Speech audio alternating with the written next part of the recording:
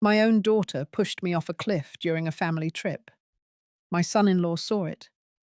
He looked down and walked away. Lying there, barely breathing, I realized something inside me had shattered deeper than my bones. It wasn't just the pain. It was knowing that the people I gave everything to saw me as disposable. All of it. Just for a house. And $780 million. They thought I was gone for good. They celebrated. But I was coming back. And when I did, I brought the kind of storm no one could hide from. I remember the silence right before it happened. No birds, no breeze, just the crunch of my hiking boots on the dusty trail and the sound of my daughter walking a few feet behind me. We were high up on a ridge near the edge of the redwood cliffs, where the view stretched out forever. It should have been peaceful. It should have been safe. Then came her voice. Cold, too casual. "Keep going, Mum. A little closer. I want a better photo." I took 2 more steps. My foot touched the flat rock ledge, and before I could say a word or turn around, I felt the shove. Hard, deliberate, 2 hands on my back. I didn't scream. I wish I had. I wish I had made a sound so loud it would haunt her forever. But all I managed was a sharp gasp before my body pitched forward, over the edge. Time slowed. For a moment I saw sky and trees spinning in every direction. Then I slammed through a tangle of branches and brush. Something cracked in my shoulder. Pain shot up my spine. But I didn't stop falling. Until I did. My right arm caught on something solid. A branch. Thick and sturdy enough to hold me for a few precious seconds. I clung to it like a lifeline, dirt in my mouth, blood trickling from my temple. Above me I could see their faces. Chelsea, my daughter, and Ryan, my son-in-law. They stood at the top of the cliff, looking down. She didn't scream for help. She didn't cry. She didn't even pretend to panic. She leaned forward, squinted, then turned to Ryan and said something I couldn't hear. And then they walked away. Just like that. They left me hanging between life and death. And they left me because I was no longer useful. Because I had something they wanted. A Napa Valley estate. And $780 million. People ask how I survived. Sometimes I wonder myself. The fall had torn deep cuts in my arms and bruised every inch of my legs. But I was alive. Barely. And that alone was enough. The rescue didn't happen right away. I drifted in and out of consciousness. I think hours passed before I heard footsteps, rough boots, someone yelling in Spanish, then a man's voice, gruff but kind. "Hang on, Ma'am. We got you." That man was Harold Green, a retired firefighter who spent his time hiking these mountains. He and his grandson were mapping trails when they spotted what they thought was a fallen deer. Turned out, it was me. They hauled me up with ropes and blankets, careful and quick. Harold asked what happened. I tried to speak, but the words didn't come. Not yet. I was taken by helicopter to a hospital 2 counties over, somewhere quiet, somewhere private. On the ride, I made my choice. I would not go public. Not yet. I would not call Chelsea out. Not from a hospital bed. I needed time, and I needed them to think they had won. So I asked Harold, the man who saved me, to help me spread a story, a believable one, that I had slipped on loose rock and suffered a head injury, that I was in a coma, that I might never recover. Harold hesitated at first, but when I looked him in the eye and said, "Please," he nodded once, no questions. He posted on Facebook and Instagram that night. His photos showed me on a stretcher, bloodied, neck brace on, eyes closed. His caption said it all. Tragic accident near the Redwood Cliffs, elderly woman in critical condition, Prayers needed. Within hours, the post spread. Chelsea commented with crying emojis. Ryan reposted it with a long caption about how much they loved me. The sympathy poured in from their friends. The vultures had begun their show, and I lay there, quiet, watching it unfold. Inside, I burned. Not with rage, not yet. With clarity. They thought I was gone, that no one would question what happened on that ridge. But I was still here. And I wasn't just going to come back. I was going to come back on my terms. If you're still listening, thank you. I know stories like this are hard to believe. A daughter pushing her mother off a cliff, a son-in-law turning away like it meant nothing. But stay with me. What they did was just the beginning. What I did next was the part they never saw coming. The hospital room smelled like bleach and quiet lies. Machines beeped softly beside me, tracking nothing serious. My heart was steady, my breathing normal, but I kept my face blank. My eyes half closed, my limbs loose like overcooked spaghetti. I was playing a part, the helpless old woman, the brain-injured mother who might never speak again. And I was good at it. I had always been good at waiting. Even when I was young, I knew how to sit still while others underestimated me. That kind of patience had built my life. Now, it would protect it. 3 days after Harold's post went viral, Chelsea came. She arrived with 2 white balloons and a basket of dried fruit. She wore a soft cardigan like she thought she was visiting a retirement home, not a trauma unit. Her smile at the nurses was sugary sweet, like syrup poured over broken glass. Then she stepped into my room. I could feel her presence before I saw her. Her perfume. That fake vanilla kind she started wearing after moving to Napa. She sat beside my bed, let out a small gasp, and whispered my name like it hurt her throat to say it. Mum. Oh, Mum. I stayed perfectly still, eyes closed, jaw relaxed. I listened. She placed the basket on the bedside table and adjusted my blanket.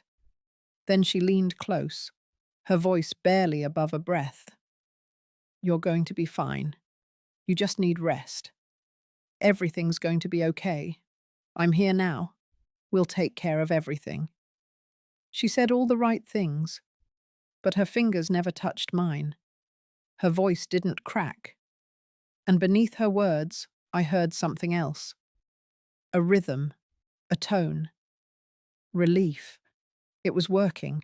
She believed it. When Ryan walked in, it got worse. He looked uncomfortable, kept adjusting his collar. He nodded to Chelsea, then stood by the window, pretending to be deep in thought. I counted the seconds before they started talking as if I wasn't there, as if I were already gone. Did you call Mitchell yet? Ryan asked. He'll want to start reviewing the trust documents. Chelsea's voice was low but clear. Not yet. We wait 1 more week. Let the doctors say she won't recover. Then we move forward. She said it like she was planning a brunch, not settling the fate of her mother. Ryan glanced toward me. For a moment I thought he might notice something. The faint twitch in my cheek. The breath I held just half a second too long. But he didn't. Instead, he reached into his coat and handed Chelsea a folded envelope. It's the draft of the new deed. The house. The vineyard. Everything's ready once we get confirmation. She took it without hesitation, slipped it into her purse like a receipt from a grocery run. They didn't even lower their voices. I wanted to sit up. I wanted to rip the mask off, throw the machines across the room, and ask them if they ever loved me. But I didn't. Instead, I waited for them to leave. Listened to the door click shut behind them. Then I opened my eyes fully and exhaled. The nurse on duty that afternoon was a young woman named Emily, quiet, attentive. not the type who talked too much. I had noticed her from the first day. She handled me with care, looked me in the eye, even when she thought I couldn't see her. That night, when she came to check my vitals, I blinked twice. Then again. She paused, leaned in. I whispered, low and careful, "I need your help." Emily didn't flinch. She asked no questions, just nodded once. I told her the truth, not everything, not yet, just enough, that my daughter had lied, that there was no accident, that something terrible had been planned, and that I needed someone who would keep their mouth shut and their ears open. Emily listened, then reached into her pocket and pulled out a small audio recorder. "For my own protection," she said softly. "Some patients have family situations." She had already been recording. Chelsea's words, Ryan's, the deed, the plan. It was all there. The next day, I asked her for a favor. I needed her to call someone for me. Officer Marquez, a local police contact I had known for years through community outreach work, a man I once helped when his wife was dying of cancer. I figured he owed me a conversation. Emily made the call discreetly, gave him a time, a place. By the end of the week, Marquez arrived. Civilian clothes, clipboard in hand. He looked like someone inspecting fire alarms. We spoke in the garden behind the hospital. I told him everything, from the shove to the lies to the fake trust papers. I showed him the audio. Emily backed it up. He didn't question the story. Not much. He just said one thing. "This is big. If it's true, it's going to take more than one visit to bring it down." I told him I had time, but not forever. Marquez agreed to help, quietly. He would begin by tracing the documents Ryan had prepared, see if any legal lines had already been crossed, monitor the financial accounts Chelsea now had access to, build the case. I returned to my room that night feeling the ache of every bruise, but also something else. Direction. I wasn't just reacting anymore. I was moving. Chelsea thought I was lying in that bed, losing memories. But every hour I spent silent was a trap resetting itself. Every beep of the monitor was another nail in the coffin of her plan. She thought she had all the time in the world. But I had already started the clock. The first time Marquez came back to the hospital after our conversation, he didn't wear a badge. He carried a reusable grocery bag filled with files and a takeout coffee in one hand, like any other visitor. No one looked twice. That was the way I needed it. He sat in the chair by the window and handed me a plain folder. No labels, just one elastic band holding it closed. I opened it slowly. Inside were copies of financial documents Ryan had recently filed. Property transfer forms, trust revisions. A new deed with Chelsea's name listed as sole owner of the Napa estate. The date on that form was 2 days after my supposed accident. It wasn't just premature. It was bold, like they didn't think anyone would ever question it. There was also an unsigned draft of a power of attorney, giving Chelsea full control over all my financial accounts, including the trust I had set up for the vineyard staff and my charitable endowments. Ryan's firm had filed the paperwork through one of their junior partners, a man who had gone to college with Ryan. Nothing technically illegal, but everything about it stank of fast hands and backroom promises. Marquez tapped the edge of one document. "This one. That's the one we can use." The notary stamp was falsified. I ran the code. "Belongs to someone who died last year."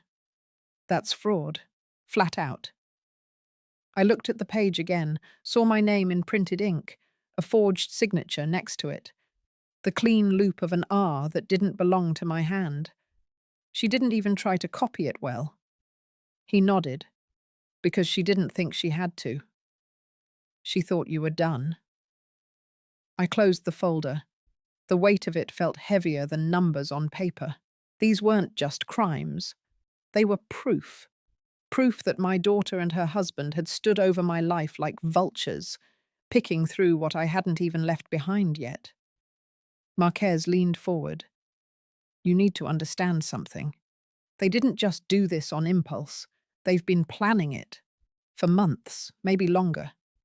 That part I already knew. I could feel it in the way Chelsea had acted distant for the past year. The forced visits, the tight smiles, the way she'd asked for advice on inheritance laws while pretending it was for a friend. I hadn't wanted to believe it back then. Now I couldn't ignore it. Emily entered the room halfway through the meeting. She brought fresh water and closed the door behind her. Her face was pale, serious. I just finished transcribing the recording from the other day, she said. The part where Chelsea says, and I quote, "Give it one more week, then we move forward." Marquez took the audio file, added it to a flash drive he kept in a pocket sewn into the lining of his coat. It was coming together. Slowly, quietly, but enough to hold them accountable. The next step wasn't mine. It was theirs. A few days later, Chelsea returned to the hospital. Alone this time. She wore heels too tall for a hospital floor and a white blouse that looked more boardroom than bedside. Her hair was curled just enough to suggest effort, but not intention. She sat beside my bed and stared at me for a long time. You look better. More peaceful, she whispered. Then she leaned back, pulled out her phone, and started typing. She made a call, a long one. Most of it was business, legal terms I knew by heart, contingency language, capital reallocation, tax liability on transferred properties. My daughter sounded like an estate lawyer, not a grieving relative. She ended the call and leaned closer again. I think we've done the right thing. We're protecting your legacy. You wouldn't want to leave everything tangled in probate and court fees. Every word made my skin crawl, because none of it was about protecting me. It was about securing what she believed was hers. That night, I had Emily print a copy of my original trust documents, the real ones, the ones Chelsea didn't know still existed in a safety deposit box downtown. I compared them line by line with the forgeries Marquez had collected. She had gutted them, removed names, replaced clauses, even erased the charitable funds I had spent decades building.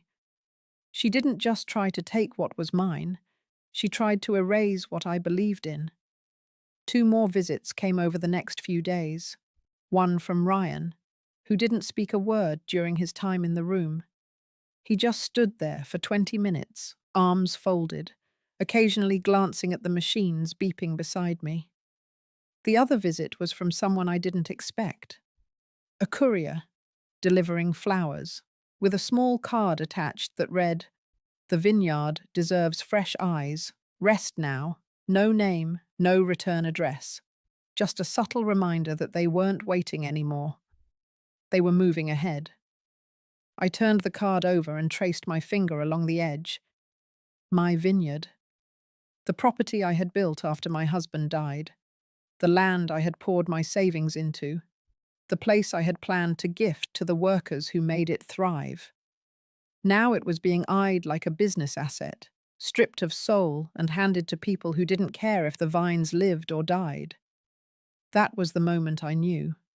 They weren't just trying to cut me out. They were planning to rebrand my life, scrub my name from the legacy, replace my history with their version of events. It wouldn't be enough to expose them.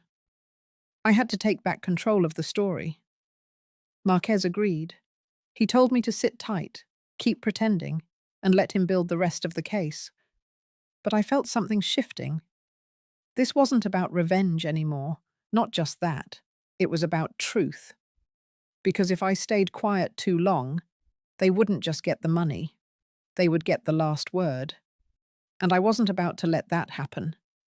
2 days after Marquez showed me the forged deed and falsified notary seal, Emily handed me a manila envelope that smelled faintly of lemon cleaner and panic. It had been couriered from my bank's vault, just as I'd arranged years ago. Inside were my original documents, the real trust agreement, my power of attorney, and a detailed outline of how I intended the estate to be handled after my passing. Everything was exactly where I left it. My signature, solid and clean. Not the shaky loops Chelsea had tried to mimic. The date stamps, the witnesses, the accounts, my initials in the margins from late-night revisions, all there, untouched. I laid the forged version beside the real one. Then I marked every change she had made. It wasn't just about ownership. Chelsea had stripped away beneficiaries, dissolved charitable clauses, and redirected control to Ryan's firm. She wasn't just trying to inherit. She was cutting off every part of my legacy that didn't serve her. Even the clause about the Vineyard Staff Bonus Fund, gone. The educational grants, the medical trust for my goddaughter's family, all erased. It was methodical, clean, cold. That night, I barely slept. I lay in bed staring at the ceiling tiles, counting them like they might hold some answer. I didn't feel betrayed. That word had lost its meaning weeks ago. What I felt now was precision, calculation. I was inside something deeper than greed. Chelsea didn't just want my money. She wanted control. She wanted the power to reshape history with her name on every document, every deed, every drop of ink that once came from my pen. The next morning, Emily walked in with a fresh copy of the hospital schedule and sat down beside me. She didn't ask if I was okay. She didn't need to. We both understood where this was heading. She passed me her phone under a folded towel. On the screen was a screenshot of a Facebook post from someone I didn't recognize, a local developer. The caption read, "Closing in on the deal of the year, new ownership, new direction. Napa's crown jewel gets a second life." Below the post was a photo of my vineyard. The caption didn't mention my name. It was already happening. Chelsea had leaked information to potential buyers. She was floating the idea of selling the vineyard before any legal transfer had been completed. That was bold, even for her. But it meant one thing. She was confident no one would stop her. I forwarded the screenshot to Marquez. He texted back within minutes. He'd already seen it. He was tracking communications between Ryan's firm and several escrow agents. There was no official contract yet, but a letter of intent had been drafted. They were pushing ahead like the body was already in the ground. Marquez asked for one more thing. He needed leverage. Proof that Chelsea knew I was alive when she authorized those changes. Emily stepped in again. She offered to review security footage from the hospital. We weren't allowed direct access, but she had friends in maintenance. A few calls, a few favors owed, and we had clips of Chelsea inside my room, speaking freely. No doctors present, no other witnesses. Just her, whispering updates to Ryan over the phone, saying she hoped I wouldn't wake up, telling him to fast-track everything. It was enough to establish motive, enough to prove intent. Maybe not yet for court, but certainly for exposure. And that was the first step in breaking her. Later that evening, as the sun bled through the blinds, I pulled out the original trust again. I reread the final paragraph. My own words. A line I had written years ago but never appreciated until now. Let this estate serve not just my name, but the people who built it beside me. It does not belong to one person, but to the work we all did. That was what she tried to erase. She saw that sentence and removed it like a smudge. Ryan's edits were clear too. His fingerprints were all over the financial structures, investment pathways, legal clauses that twisted protections into loopholes. It wasn't sloppy. It was smart. He knew what he was doing. He had done this before. I asked Marquez if we could dig into Ryan's past. Former clients, other estates, anyone who might have experienced something similar. 2 days later, he returned with a name.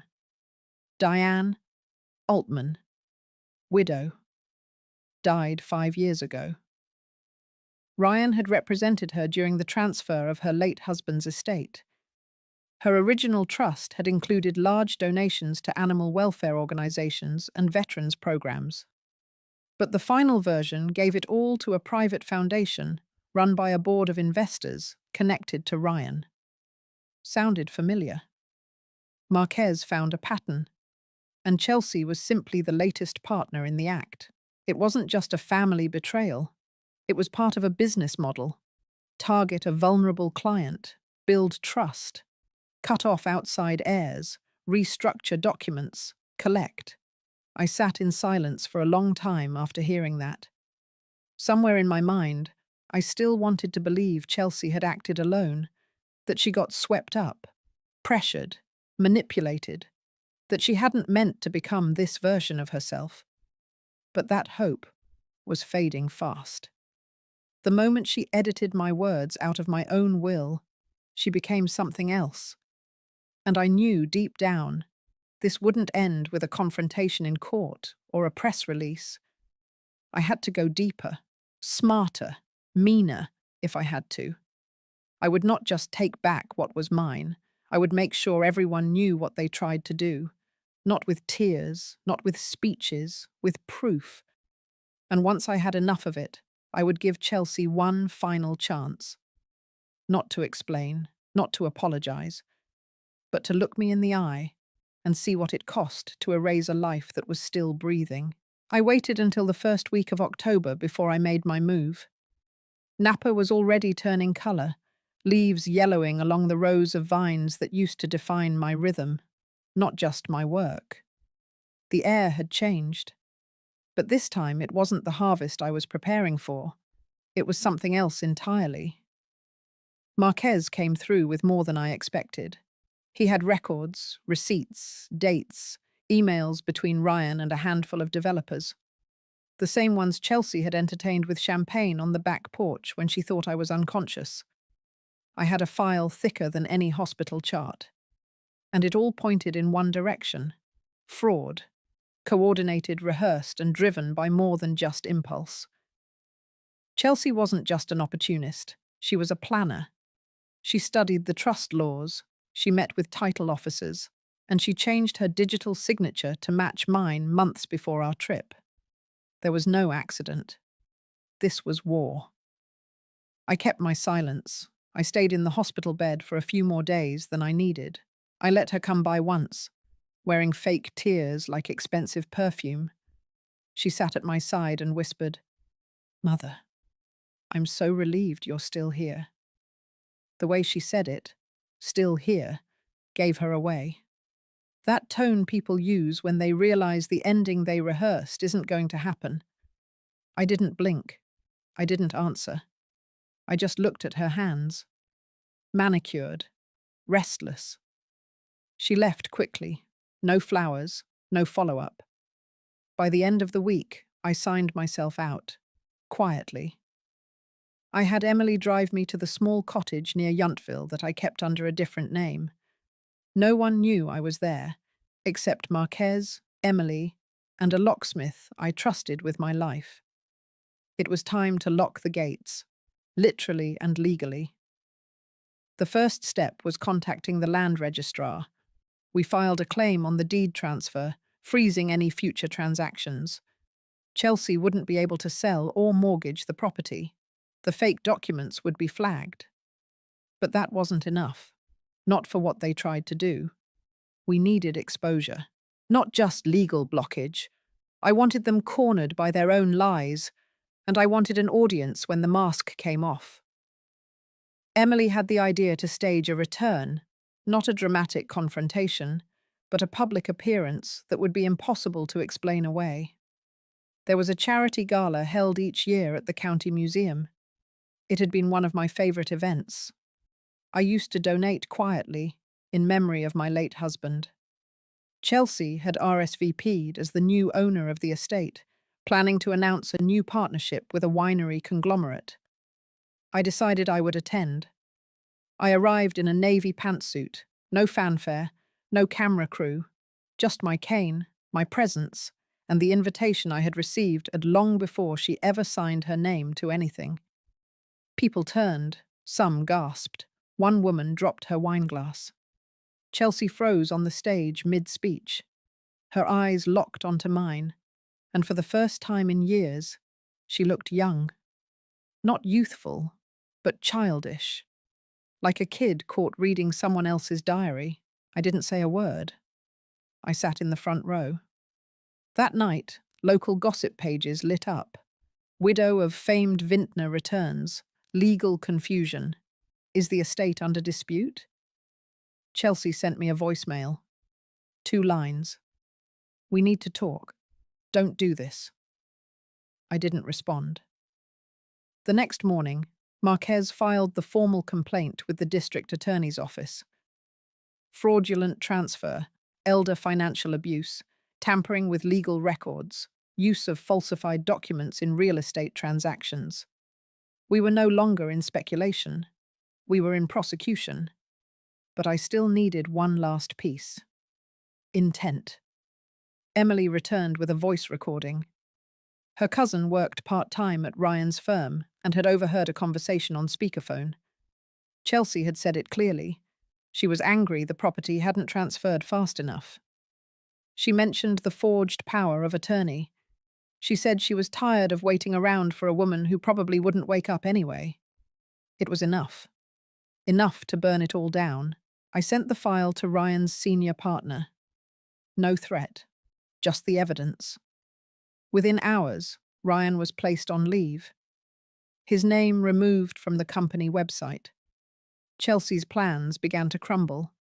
The vineyard workers received letters saying the sale was being postponed. Investors pulled out. But none of it compared to what came next. One afternoon, I returned to the main house quietly. Marquez had secured access.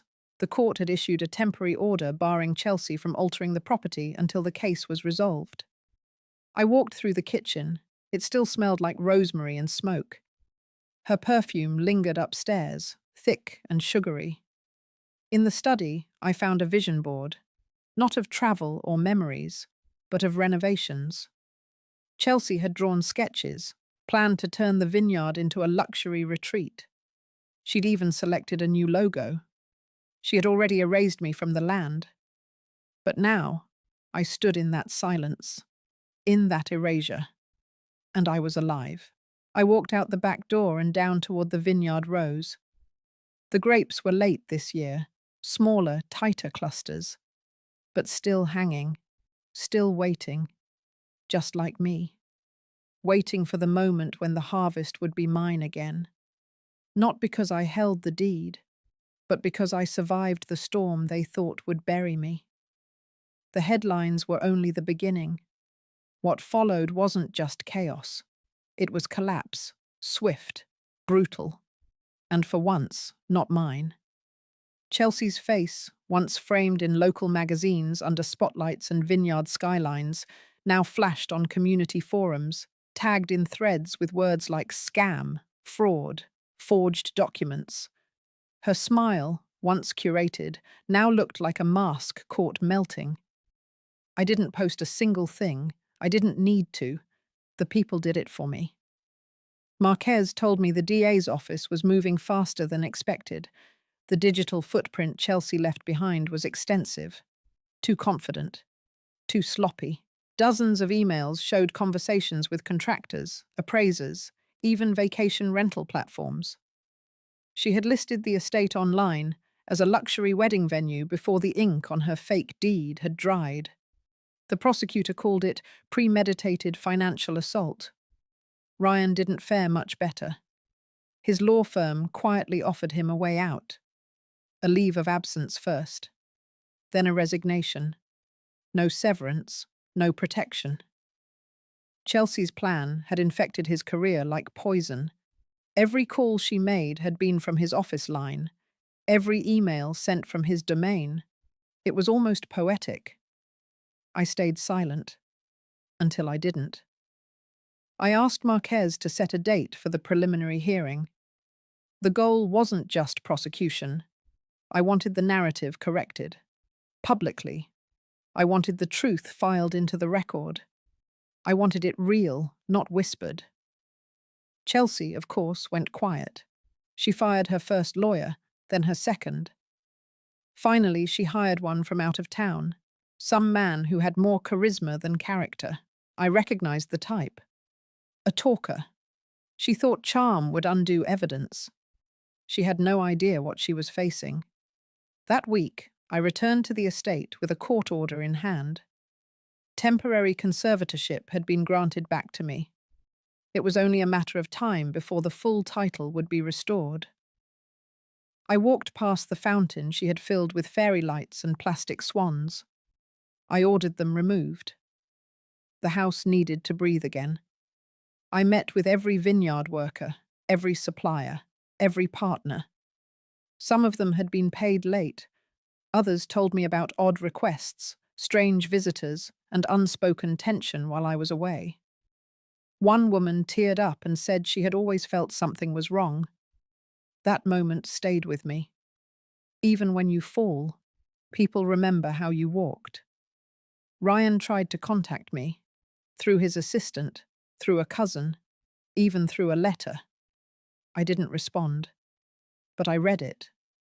In it, he apologized, said he didn't know Chelsea's full intentions, said he was misled, that he never meant for it to go that far. I believed him, but that wasn't the point anymore.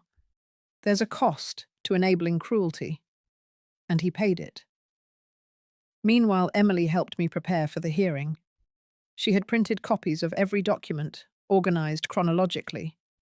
We worked in my study for hours, drinking tea while the shadows stretched across the walls. Emily had become more than an employee. She was an anchor, one that held firm when everything else had drifted. The night before the hearing, I couldn't sleep. I sat in the living room, surrounded by silence. No music, no light, just the ticking of the old mantel clock.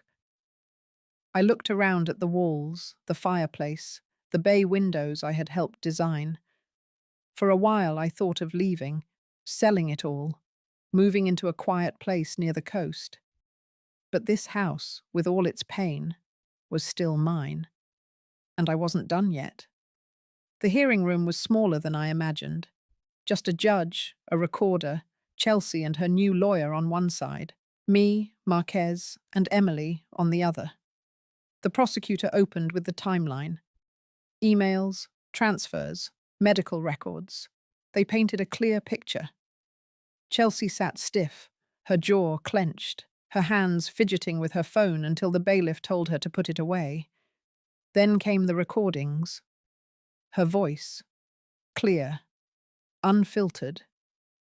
In one, she said she was tired of waiting for the old woman to die.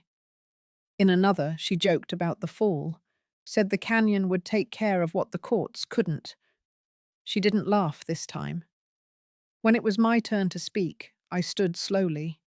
No theatrics, just truth.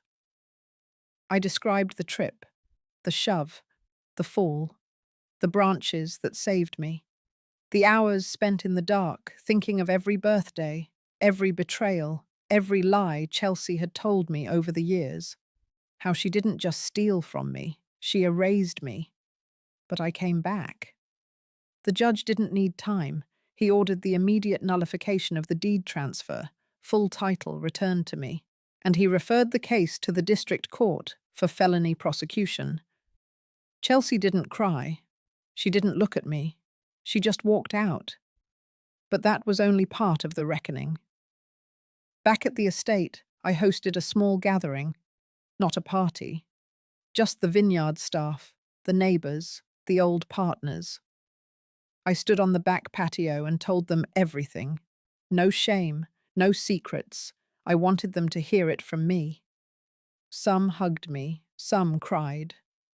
One man said, "You're tougher than you look." I said, "No, I'm just not as soft as they thought. That night, I poured a glass of the wine my husband once perfected. I walked the rows alone. The moonlight stretched long over the vines. I wasn't looking for peace. I had earned it. But now I was ready to live in it. I did not return to the house. Not yet. I needed time. I needed facts. And most of all, I needed silence. For the first 2 days, I stayed in a small rental cabin not far from the town line. The place had creaky floors and smelled faintly of wood smoke, but no one knew I was there. That was what mattered. While they were parading my things out of my own home, I was gathering threads. A woman from the sheriff's office, Officer Renee Callahan, had been quietly working with me since the night I reappeared. She wasn't assigned to the case officially, not yet, but something about my story had stayed with her. Or maybe she just didn't like liars. She helped me track down the paramedics who responded to the emergency call on the mountain. The report filed had one notable gap. My name had never been included. The person who called 911, according to the log, was a hiker named Madison Blackwell. No relation, just someone passing by. Only problem? There was no Madison Blackwell in the system, not in any DMV registry, not on social media, not even as a listed guest at the park entrance. It was a ghost. So who filed the report? Renee and I both knew the answer. It had been staged. They needed me alive enough to inherit, but not long enough to speak. And if I died during recovery, it would be easy to chalk it up to an accident. Head trauma. No foul play. Closed case. But I had survived. And now I was gathering the pieces of their careful plan. I asked Renee to hold off on making anything official. If we moved too fast, they'd panic and lawyer up. I needed them calm, complacent, stupid. Meanwhile, I was also working through another channel. Quietly, I met with Simon Keel, my old estate attorney. Simon had left the firm my late husband once used. He was semi-retired now, working out of a small downtown office filled with more houseplants than staff. But he remembered me. I told him everything. No embellishment, no dramatics, just the cold timeline of what had happened. He listened, nodding slowly, taking notes on a yellow legal pad like the old days. When I finished, he said only one thing. We need to check the trust account, immediately. You see, I had signed over certain temporary powers of attorney to Julia when I fell sick 2 years ago. It was supposed to be precautionary, something she insisted on, in case I became too ill to handle things myself. She cried when she asked, told me it was only until I recovered. I had forgotten all about it. Simon hadn't. He looked into the holdings. The main estate had not yet transferred, but the liquid account associated with the trust. Over $130 million had been moved. Small chunks at first. Then one large transfer, less than 3 weeks before the accident, transferred into a holding company. A shell, owned by Julia and Tyler. I sat back in my chair, hands trembling, but not from shock, from clarity. It had never been about just the house, or the heirlooms, or the title to the land. It had been about bleeding me dry while I still breathed, squeezing every last dollar out of me before signing the papers that declared me permanently unfit. And the worst part? I had handed them the pen. I didn't cry, not this time. I didn't feel broken. I felt ready. By day 4, we had the start of a case file. Renee had gathered statements from 2 separate park workers who recalled a black SUV parked near a restricted trailhead the day of my fall. It matched the one Tyler drove. No security camera covered that far end, but the timestamp on the parking stub we pulled from the machine proved it had been printed 18 minutes before the emergency call. They were on the mountain. They had planned it. And I had proof. By day 5, I made my return. Not grand, not public. I showed up at my old front gate in the late morning, wearing dark sunglasses and leaning on a cane. The bruises on my side were real. The scar above my ear, still tender. But my spine was straighter than ever. Julia was in the front yard, holding a glass of something orange and laughing into her phone. She didn't see me at first. Then she did. The colour drained from her face so fast, I thought she might faint. Tyler came outside seconds later, his expression a knot of disbelief and calculation. He opened his mouth to speak, but I raised my hand. "Not yet," I said. "Not here." Then I handed him a single envelope. Inside, a printed notice of intent to press charges: financial misappropriation, fraud, attempted murder. I let them read it while I turned and walked away. They didn't chase me. That night, I didn't sleep much. I stared at the ceiling of the cabin and listened to the storm moving in over the hills. Tomorrow, it would begin. The official complaint, the subpoenas, the slow unraveling. But for tonight, there was only one thing left to do. I opened my laptop, connected to my old Facebook account, and posted a single image. Me, at the mountain trailhead, leaning on my cane, alive. With it, I wrote, "You tried. You failed. Now I come home." The post went viral in under 6 hours. By dawn, the vultures were circling them instead. And I poured myself a cup of tea and watched the sky turn gold over the ridge, knowing one thing for certain. This storm, this one, they would not survive. The news spread like wildfire before noon the next day. It started with a whisper.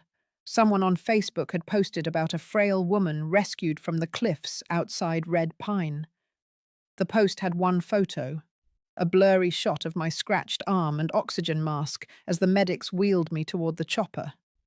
The caption read, "Mountain rescue team saves elderly woman believed dead after family hiking trip. Suspected foul play." By sunset, the story had taken on a life of its own. The comments exploded. People from the town started sharing their own sightings. A gas station clerk said she remembered my daughter screaming at me that morning. A couple of teenagers had passed my son-in-law running alone through the trees, looking pale and shaken. The internet did the rest. I lay in my hospital bed, back elevated slightly, bruises blooming purple across my shoulders, an IV line trailing from my wrist. My lips were cracked from dehydration. My hip throbbed where it had slammed into the stone. But I didn't speak. I didn't need to. My silence, I knew, would speak louder than any scream. And right on cue, she arrived. Marissa came in with a bouquet that looked like it had been arranged by a bridal magazine. Peonies and baby's breath, pink and cream. Her eyes were swollen, makeup freshly dabbed under her lower lids. She tiptoed in like I was made of porcelain. "Oh, Mama," she whispered, placing the bouquet at the foot of the bed. "You gave us all such a scare." I said nothing. She pulled the chair close to my side and took my hand like a priest giving last rites. "I can't stop thinking about it. You slipped so fast. I should have been closer. I should have—" A tremor in her voice. She bit her lip and blinked back staged tears. "I know things were tense lately," she added, "and maybe I said things out of stress. But you have to know, I love you. I've always loved you." I didn't blink. I stared through her, soft breathing, no movement. After 10 minutes of sobbing monologue, she left, and then, like clockwork, posted a photo outside the hospital with the caption, "She's stable. Thank you for the prayers. Family is everything." She went home that night to the house she had already started renovating. I knew, because the contractor she hired had posted progress photos online and tagged the location. The kitchen tile had been ripped out, new countertops installed. She didn't think I'd ever walk those floors again. But I would. By then, Detective April Shanks was already 3 steps ahead. The moment I regained consciousness, I had asked for her, quietly, urgently. April wasn't just law enforcement. She had grown up in Red Pine. Her mother was in my church quilting group. She knew family stories and small-town politics better than anyone. And she didn't take kindly to betrayal.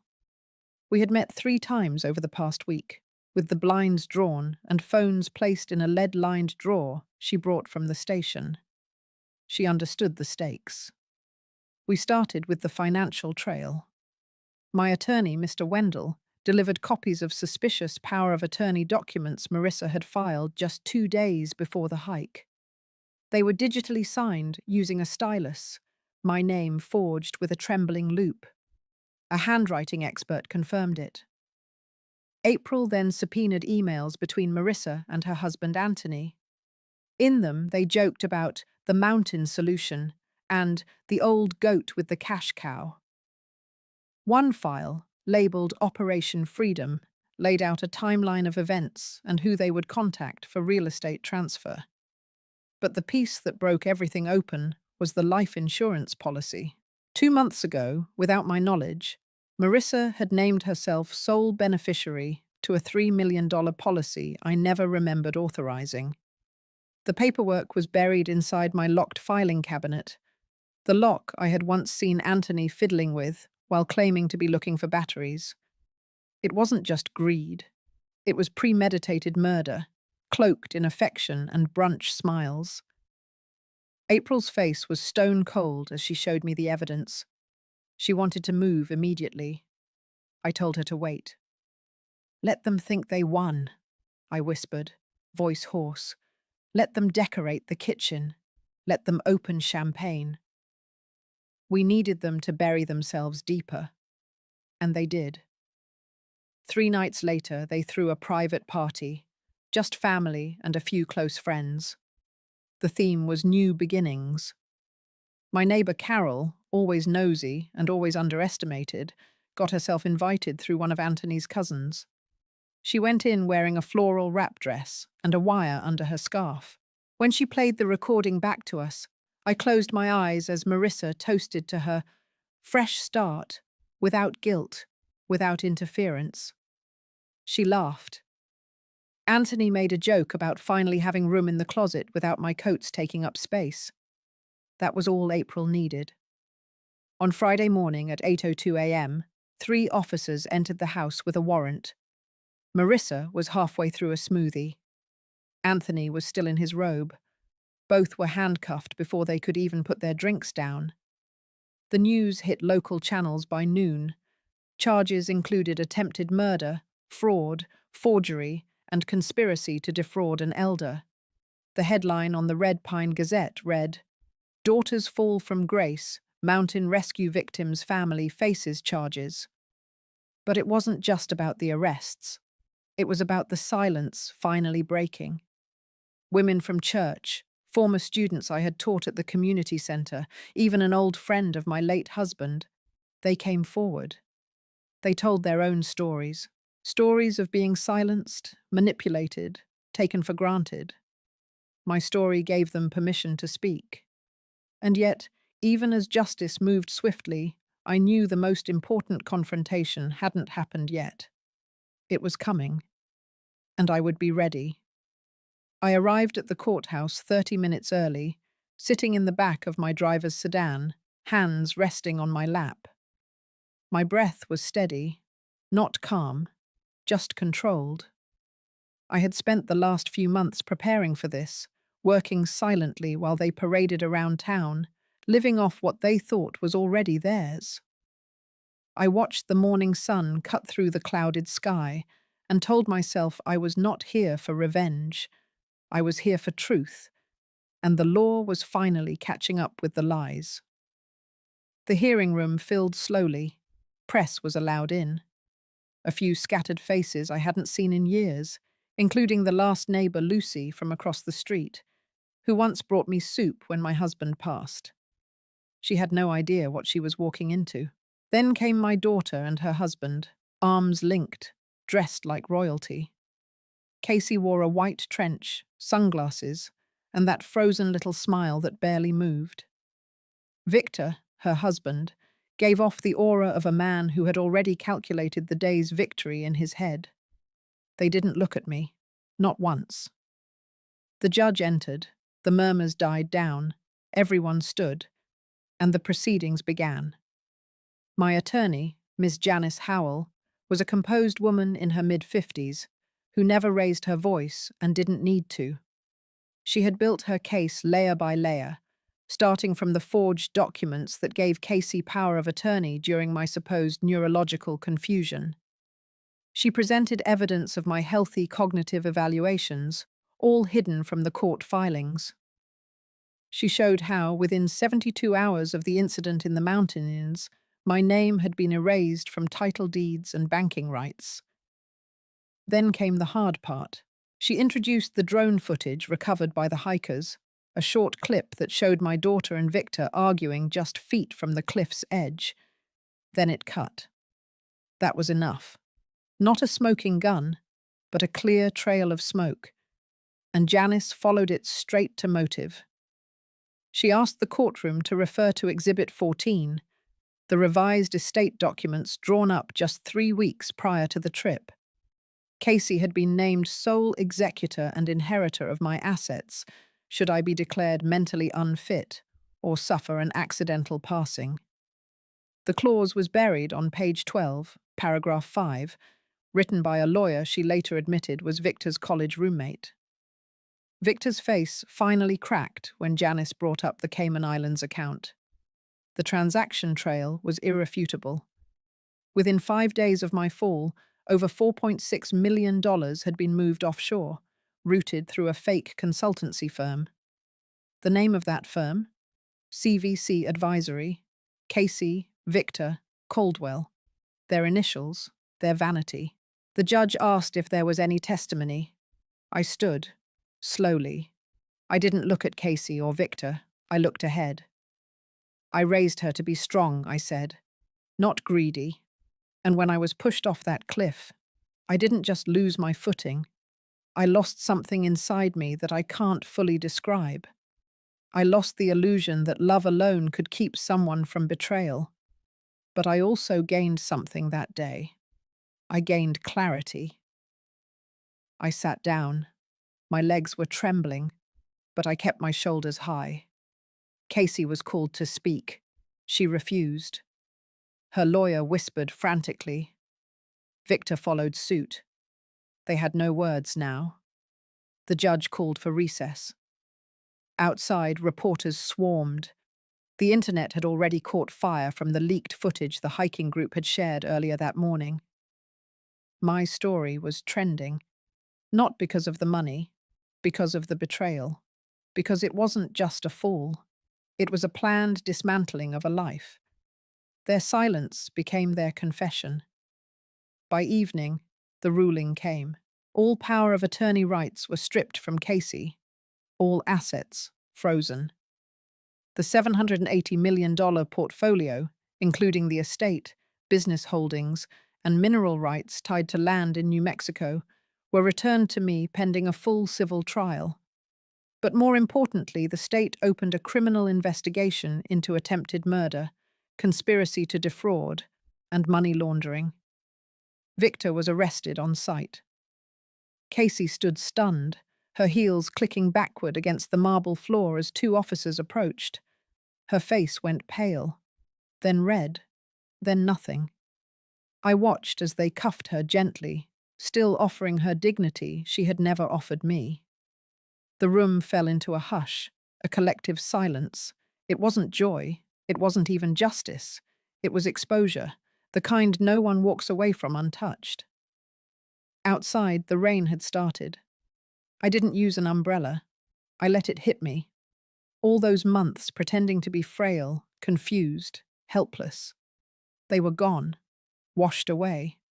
I didn't need pity. I needed truth. And I had delivered it. I got into the sedan and closed the door. My attorney sat beside me, quietly reviewing paperwork. "You're free," she finally said. No, I wasn't free. Not yet. Because there was still one thing left. They still didn't know how I got back down that mountain. And they still didn't know that I had rewritten my will, not to cut them off, but to redirect the entirety of my legacy to a foundation for women who had been silenced, sidelined, or stolen from by their own families. That was the real ending they wouldn't see coming, and it was only just beginning. The room was silent, thick with tension.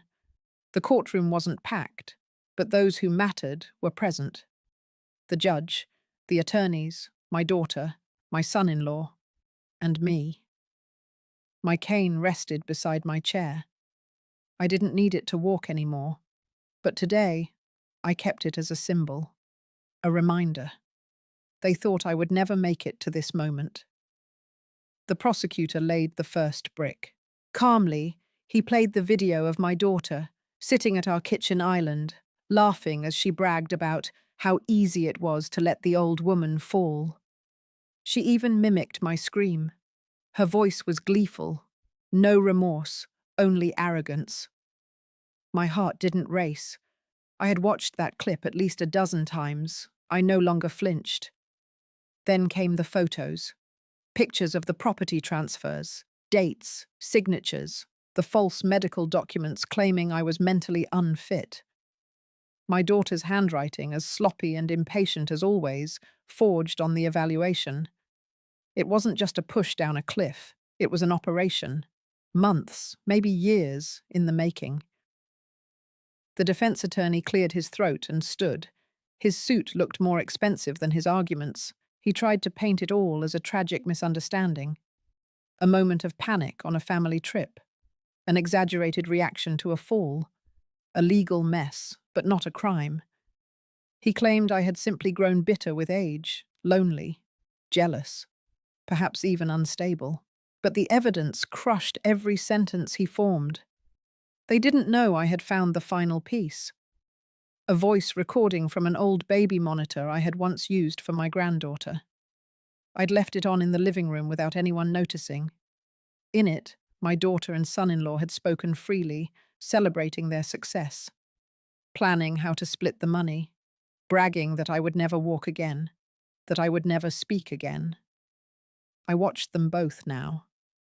My daughter's face had turned to stone. My son-in-law tapped his knee. No more fake tears, no more soft apologies. The judge's gavel hit wood. The trial would continue into the next day for formal sentencing, but the verdict was clear.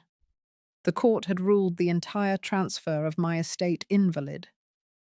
The criminal charges, conspiracy to commit fraud, elder abuse, attempted murder, would move forward. No more hiding behind lawyers. Outside the courtroom, the sky was a pale silver. I took a slow breath. The air tasted clean. The media didn't take long. A few reporters had already caught wind of the story weeks ago. "Billionaire widow survives daughter's betrayal," the headline read. I wasn't interested in fame, but I wouldn't hide any more either. The estate was returned to me that evening. My lawyer, Mr. Hanley, handed me a folder with new deeds, clean titles, and most importantly, legal control over every cent of the remaining assets. I hadn't just taken back what was mine. I had rewritten the rules. That night, I sat at the long dining table alone. I didn't light all the candles, only one. The seat where my daughter had once sat was empty. The memory of her laughter, the way she used to bring me tea when she was still a girl, stung. But I did not cry. I had done that already. What filled me now was not grief. It was power. Not the kind that comes from money, the kind that comes from knowing the truth is on your side. My granddaughter, Lily, called me that night. She whispered into the phone, asking if she could visit. She said she missed me, that she never believed the things her parents told her. I told her I'd be waiting on the porch in the morning, just like I used to. After the call, I walked through every room of the house, touching the banister, the frame of my wedding portrait, the old bookshelf by the stairs. This home had been mine, taken from me, and now returned. But it wasn't just about the house, it was about the dignity they tried to strip away. The next morning, the headlines exploded. My daughter and her husband had been arrested on a court order. Fraud, theft, conspiracy, attempted homicide. The mugshots spread quickly. Neighbors came by, some embarrassed for ever siding with her, some offering casseroles as if grief could be eaten away. I didn't need any of that. What I needed was silence, reflection, a moment alone to let the storm settle. I sat on the porch as promised, and just past noon, Lily arrived. She was taller now, her eyes a little older. She ran up the steps and threw her arms around me. We sat together, said little, just breathing in the air, the silence, the safety. I told her one day I'd explain everything. Not yet. For now, I had taken back my life, and the people who tried to erase me from it had been erased instead. They thought I would die in that canyon. Instead, I stood up. The days that followed were quiet, but not empty. I didn't fill them with revenge fantasies or bitter monologues. I didn't stand at windows brooding or waste hours scrolling through news coverage of the arrests. That wasn't healing. That was stagnation. Instead, I let the stillness sink in. For the first time in what felt like years, I wasn't fighting to prove my sanity, my rights, or my worth. The war was over. What remained now was the cleanup. The estate was mine again. But I didn't return to living the way I had before.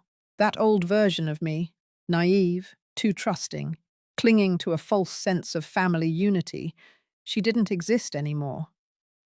I hired a new firm to audit every financial record tied to my name.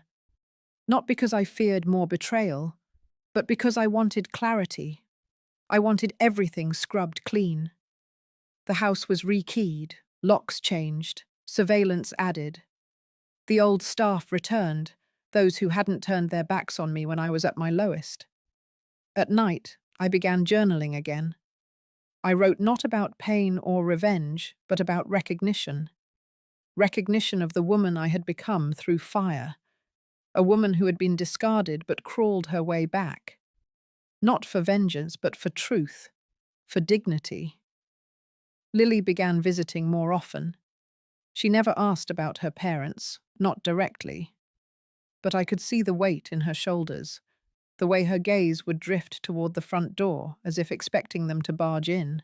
One afternoon, she stood by the rose garden, the same place her mother had once asked me to plant pink tea roses for her wedding photos. She said, "You know, I don't think they loved me right. Not even once." Her voice didn't crack. It was just a simple observation, delivered with the precision of someone who had finally stopped waiting to be chosen. I didn't respond with platitudes. I only walked over, placed my hand on her shoulder, and stood beside her. That was enough. The legal proceedings had escalated beyond the estate now. There were federal charges, investigations into prior fraud. My daughter and son-in-law had used my name to secure business loans, falsified documents to transfer portions of my portfolio into dummy accounts, even attempted to sell off one of my smaller properties before the trial halted everything. The betrayal was deeper than I had imagined. But strangely, I didn't feel the burn of it anymore. I had felt it once, sharp and hot. Now, it had calcified into something else. Not numbness, not forgiveness, just distance. My attorney, Mr. Hanley, called one morning. He told me a deal had been offered, a plea, in exchange for reduced sentencing. Both of them would likely serve time, but not the maximum. There would be no public apology, no televised remorse. I didn't argue. I didn't beg for harsher punishment. I simply told him, let the court decide. After hanging up, I walked out to the back porch, the same place where my daughter had once kissed my cheek and promised I'd never be alone. The irony wasn't lost on me. But as I looked at the vast stretch of land, the trees heavy with summer, the distant hills bathed in sunlight, I realized something else. I wasn't alone. Lily came by again that evening.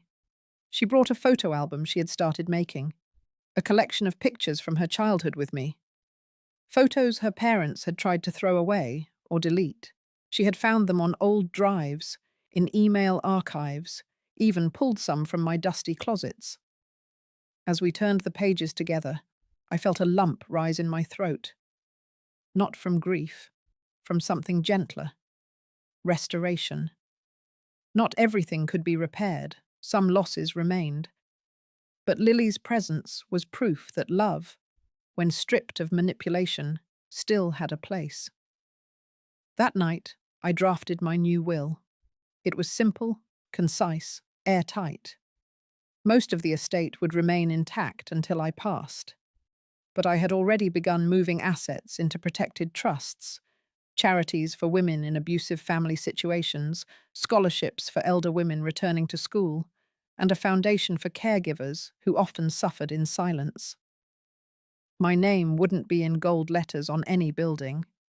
That wasn't the point. The point was this.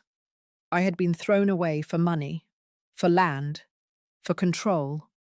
But I had taken that wound, stitched it shut, and turned it into a weapon of grace. I wouldn't be remembered as the woman who fell. I would be remembered as the one who stood back up and changed the rules. The world didn't need to know the full story. But I did. And that was enough. The first autumn rain came early that year. It fell gently, soaking the earth outside my window, making the leaves glisten like old gold. I sat on the porch, wrapped in my wool shawl, the same one my mother had knitted decades ago. Everything around me smelled of rain, of cinnamon from the teacup in my hands, and of peace. Not silence, but peace. Lily had moved into the guest cottage last week. She said she didn't want me to be alone. I told her I wasn't, and I meant it. But I didn't push her away. We had both been used and bruised by the same pair of hands. Healing wasn't a straight line. It was a shared path, slow and often muddy, but steady. The house was mine again. And this time, it was more than just four walls and locked doors. It was a place of choice, of freedom, a place where I no longer needed to ask for space or permission. I belonged, and no one could tell me otherwise. I began redecorating, not to erase the past, but to reclaim it. I donated the expensive art they bought with my money, replaced them with quiet photos of nature and old black and whites from my youth. I painted the walls a soft green, opened the windows more often, let the wind flow through hallways that had once held secrets. One morning, I opened a letter. It was from the State Corrections Board. My daughter had been transferred to a medium security facility. Good behavior, they said. Reduced sentence. No mention of regret. No request for reconciliation. I placed the letter in a drawer, not out of anger, just because I had nothing more to give to it. Forgiveness is a strange thing. It doesn't always come with fanfare or a dramatic moment. Sometimes it comes quietly, like rain on a Sunday morning. Not because they deserve it, but because you deserve to move on. Lily came in with a basket of muffins, her laugh soft as ever. She told me she'd gotten accepted into a small culinary school upstate. A scholarship had just been awarded through a women's foundation she had never heard of, until she found my name in the list of anonymous benefactors. She didn't say thank you. She just hugged me. And that was enough. In the months that followed, I built more than just physical repairs. I reconnected with an old friend from high school. We exchanged letters and eventually coffee on quiet Tuesday mornings.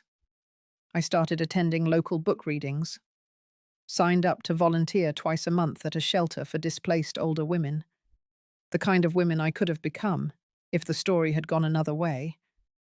But most importantly, I stopped measuring my worth by how needed I was.